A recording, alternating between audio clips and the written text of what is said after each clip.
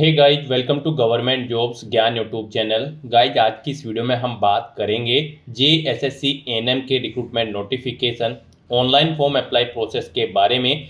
जी हाँ दोस्तों, Jharkhand staff selection commission ने यहाँ पर एएनएम के 3181 खाली पदों को भरने के लिए नोटिफिकेशन रिलीज किया हुआ है। कैसे आप इस भर्ती में पार्टिसिपेट करने के लिए अपने फॉर्म अप्लाई कर सकते हो बिना कोई मिस्टेक किए हुए, इसकी पूरी जानकारी हम आपको स्टेप बाय स्टेप रजिस्ट्रेशन से लेकर प्रिंट तक इस वीडियो में देंगे। बस आपको इस वीडियो को स्किप किए बिना शुरू से लेकर एंड तक देखना है। उसके बाद वीडियो पसंद आए तो इसे लाइक और शेयर कर दें। चैनल पर नए हो तो इसे सब्सक्राइब कर लें। लास्ट डेट की अपडेट है, केवल 3 दिन शेष रह गए हैं। आप जल्द से जल्द अपने फॉर्म अप्लाई कर लें। बिल्कुल अंतिम समय का आप इंतजार न करें, कहीं पर कोई भी टेक्निकल प्रॉब्लम हो सकती है, तो इसलिए आप यहां पर जल्द से जल्द अपने फॉर्म अप्लाई कर लें। अंतिम समय में कैसे आपको अपना फॉर्म अप्लाई करना है जिससे आपका फॉर्म रिजेक्ट ना हो, पूरी जानकारी आपको इसके रिगार्डिंग दी जाएगी। साथ ही साथ यहाँ पर आपको फॉर्म अप्लाई करते हुए जो भी प्रॉब्लम फेस हो रही है उन सभी का हल आपको इस वीडियो में मिल जाएगा। हम आपको ये भी बताएंगे कि कैसे यहाँ पर आपको अपने डॉक्यूमेंट अपलोड करने हैं, कौन सा डॉक्यूमेंट कितने केबी में आपको अपलोड करना है, कैसे आपको अपनी क्वालिफिकेशन की डिटेल देनी है, सभी जानकारी आपको इस वीडियो में दी जाएगी। बस आपको एंड तक हमारे साथ इस वीडियो में बने रहना है। तो बिना कोई वक्त गंवाए चलिए शुरू करते हैं। आपको इस वीडियो के डिस्क्रिप्शन बॉक्स में हमारी वेबसाइट IND-sarkari-naukri.in के इस पेज का लिंक मिल जाएगा। यहाँ पर आपको इस भर्ती के रिगार्डिंग सभी डिटेल्स प्रोवाइड कर दी गई है। Jharkhand staff selection commission JSSC ने एएनएम के 3181 खाली पदों को भरने के लिए नोटिफिकेशन रिलीज किया हुआ है। आप यहां पर 10 सितंबर 2025 तक अपने फॉर्म अप्लाई कर सकते हैं। लास्ट डेट की अपडेट है, केवल 3 दिन शेष रह गए हैं। आप जल्द से जल्द अपना फॉर्म अप्लाई कर लें। यहां पर आप ऑल इंडिया से ऑनलाइन मोड में अप्लाई कर सकते हो। 18 से 40 साल आपकी आयु सीमा रखी गई है। जनरल ओबीसी ईडब्ल्यूएस के लिए 100 रुपये फीस है। SC ST के लिए मात्र 50 रुपये फीस है। यहाँ पर अप्लाई करने के लिए आपको इस पेज को नीचे स्क्रॉल डाउन करते हुए इंपोर्टेंट लिंक सेक्शन में आना है।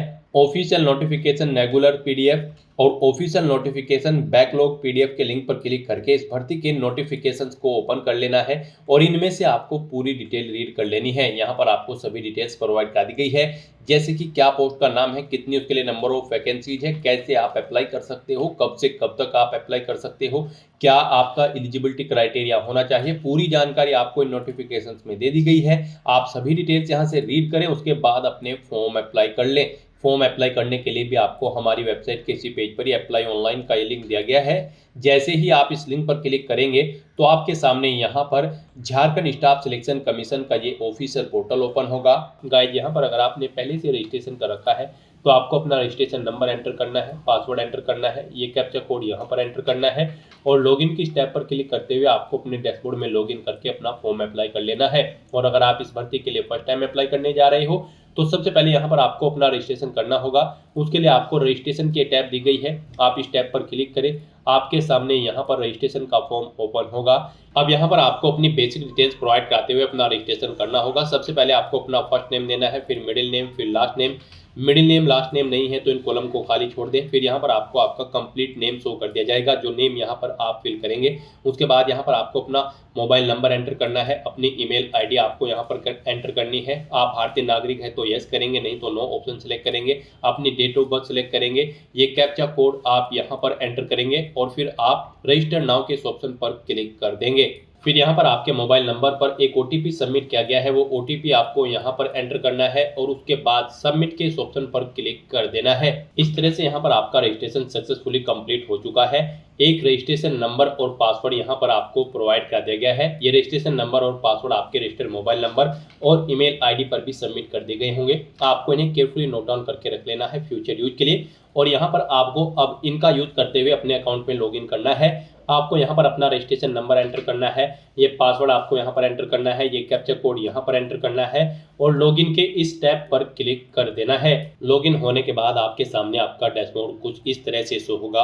अब गाइस, यहाँ पर आपका फॉर्म स्टार्ट हो चुका है। आपको यहाँ पर 8 स्टेप्स को कंप्लीट करते हुए अपना फॉर्म कंप्लीट करना है। सबसे पहले यहाँ पर आपको अपनी पर्सनल डिटेल देनी है।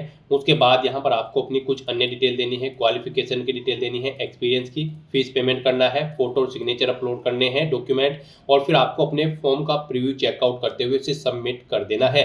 इस तरह से यहाँ पर आपका एप्लीकेशन फॉर्म कंप्लीट होगा।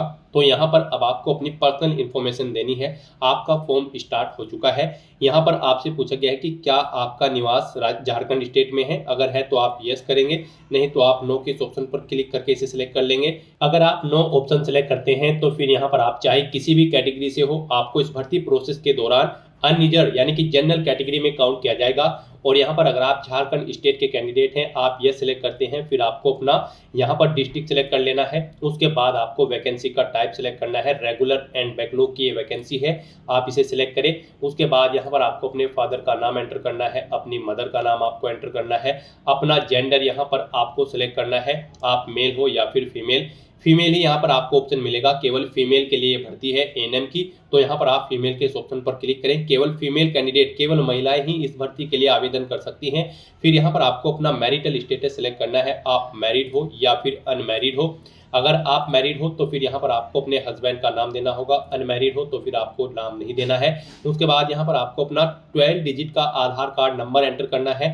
आपकी बॉडी पर कोई कट या तिल का निशान है तो उस पैलेस का नाम यहाँ पर आपको देना होगा। 2 पैलेस के नाम देने हैं, नहीं है तो यहाँ पर आप नो मार्क एंटर कर सकते हैं। फिर यहाँ पर गाइस आपको अपना एड्रेस एंटर करना है, आप अपना परमानेंट एड्रेस यहाँ पर एंटर करें। उसके बाद आप अपना कोरोस्पोंडेंस एड्रेस यहाँ पर एंटर करें। और अगर आपका कोरोस्पोंडेंस एड्रेस आपके परमानेंट एड्रेस के अकॉर्डिंग सेम है तो आप इस चेकबॉक्स को ओके कर दें। ऑटोमेटिकली आपका कोरोस्पोंडेंस एड्रेस आपके परमानेंट एड्रेस के अकॉर्डिंग फिल हो जाएगा, जो आप परमानेंट एड्रेस में एड्रेस फिल करेंगे। उसके बाद आपको इस चेकबॉक्स को ओके करना है और फिर अपडेट के इस ऑप्शन पर क्लिक कर देना है। फिर आपके सामने कुछ इस तरह से इंटरफेस ओपन होगा। अब यहाँ पर आपको अपनी कैटेगरी सिलेक्ट करनी है। उसके बाद यहाँ पर आपसे पूछा गया है कि क्या आप ईएक्स सर्विसमैन हैं, अगर हैं तो आप यस करेंगे और फिर उसकी डिटेल यहाँ पर प्रोवाइड कराएंगे, जैसे कि कब से कब तक आपने सर्विस की है वो डेट आपको सिलेक्ट कर लेनी है। अपना सर्विस का सर्टिफिकेट नंबर यहाँ पर आपको देना होगा और फिर यहाँ पर आपको ये सर्टिफिकेट इस अथॉरिटी ने इशू किया है उस अथॉरिटी की डेजिग्नेशन यहाँ पर आपको देनी होगी। और गाइज अगर आप यहाँ पर ईएक्स सर्विसमैन नहीं है तो सिंपली यहाँ पर आप नो ऑप्शन सेलेक्ट करें। फिर यहाँ पर आपसे पूछा गया कि क्या आप फिजिकली डिसेबल्ड हैं और आपकी डिसेबिलिटी 40% से अबव है, अगर है तो आप यस करेंगे और फिर उसकी डिटेल देंगे, जैसे कि यहाँ पर आपको अपनी डिसेबिलिटी का टाइप सेलेक्ट करना है, उसका सर्टिफिकेट नंबर यहाँ पर आपको देना होगा और फिर यहाँ पर आपको वो कब इशू हुआ है वो डेट सेलेक्ट करनी होगी, किसने इशू किया है, किस अथॉरिटी ने, वो यहाँ पर आपको एंटर करना होगा।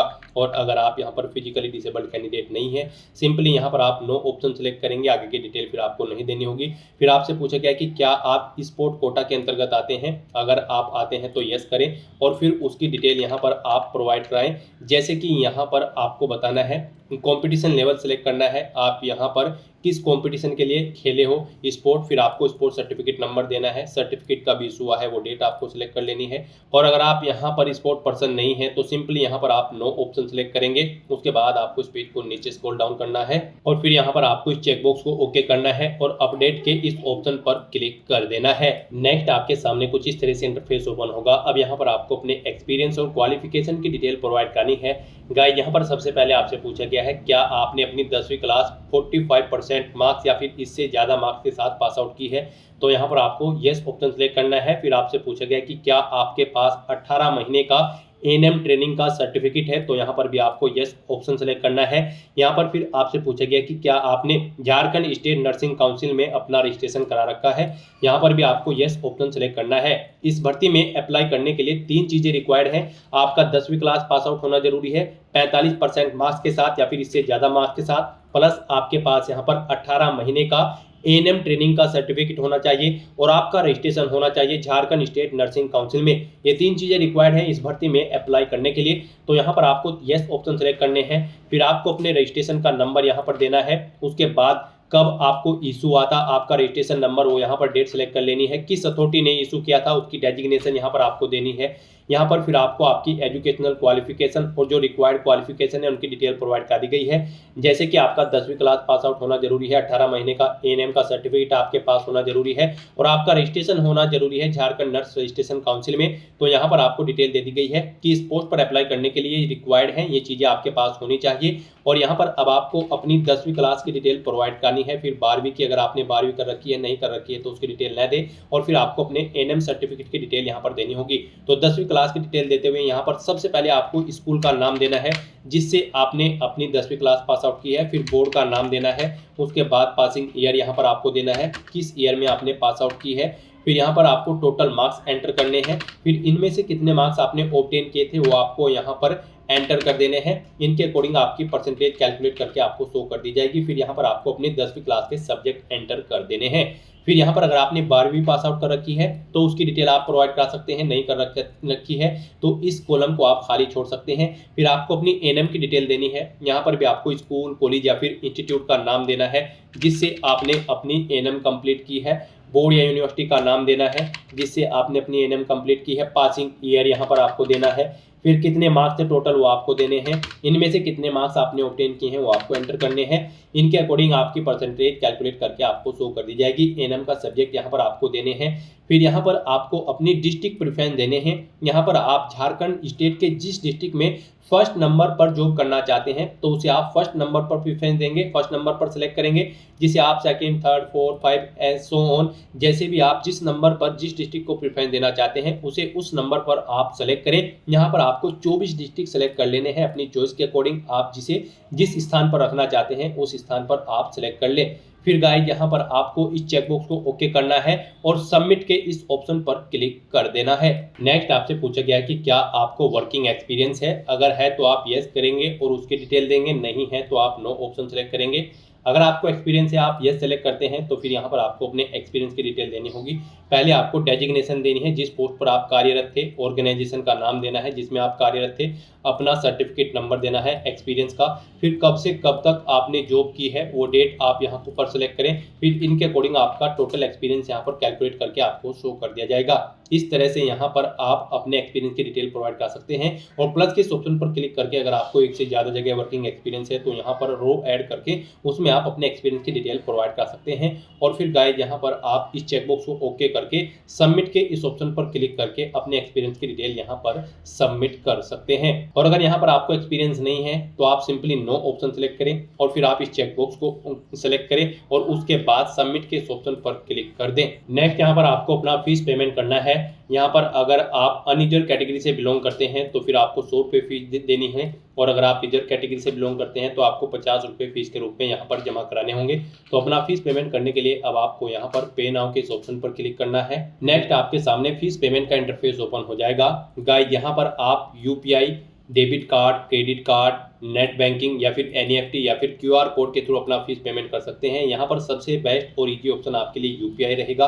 आप यूपीआई के इस ऑप्शन पर क्लिक करें और अपना फीस पेमेंट कर दें। यहाँ पर आप अपनी यूपीआई आईडी एंटर करें और प्रोसीड टू पे के इस ऑप्शन पर क्लिक करके अपना फीस पेमेंट कर दें। और यहाँ पर अगर आप क्यूआर कोड के थ्रू अपना फीस पेमेंट करना चाहते हैं तो यहाँ पर आप स्कैन क्यूआर के इस ऑप्शन पर क्लिक करें। यहाँ पर आकर आप शो क्यूआर के इस ऑप्शन पर क्लिक करें, ये क्यूआर कोड आपको शो होगा, इसे आप अपने यूपीआई से स्कैन करें और अपना फीस पेमेंट कर दें। सक्सेसफुली फीस पेमेंट करने के बाद आपके सामने कुछ इस तरह से इंटरफेस शो होगा।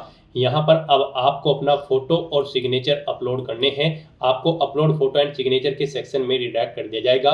यहाँ पर आपका जो फोटो है वो 10 KB से 100 KB के बीच में होना चाहिए। सिग्नेचर आपके 2 KB से 50 KB के बीच में होने चाहिए। तो यहाँ पर आपको अपना फोटो और सिग्नेचर अपलोड करने के लिए चूज फाइल के इन ऑप्शन पर क्लिक करना है, फाइल को सिलेक्ट कर लेना है और फिर आपको अपलोड फोटो, अपलोड साइन के ऑप्शन पर क्लिक करके अपना फोटो और सिग्नेचर यहाँ पर अपलोड कर देने हैं। फिर आपको इस चेकबॉक्स को ओके करना है और उसके बाद सबमिट के इस ऑप्शन पर क्लिक कर देना है। नेक्स्ट आपको आपके एप्लीकेशन फॉर्म का पूरा प्रीव्यू शो कर दिया गया है। आपको सभी डिटेल केयरफुली चेकआउट करनी है, पेज को नीचे स्क्रॉल डाउन करना है और यहाँ पर गाइस अब आपको सबमिट एप्लीकेशन के स्टेप पर क्लिक कर देना है और अपना फॉर्म सबमिट कर देना है। इस तरह से यहाँ पर आपका एप्लीकेशन फॉर्म सक्सेसफुली सबमिट हो चुका है। अब आपको प्रिंट एप्लीकेशन के ऑप्शन पर क्लिक करके अपने एप्लीकेशन फॉर्म का एक हार्ड कॉपी प्रिंट आउट ले लेना है फ्यूचर यूज के लिए, फ्यूचर रेफरेंस के लिए। तो दोस्तों ऐसे आप JSSC ANM के इन खाली पदों को भरने के लिए अपने फॉर्म अप्लाई कर सकते हो बिना कोई मिस्टेक किए हुए।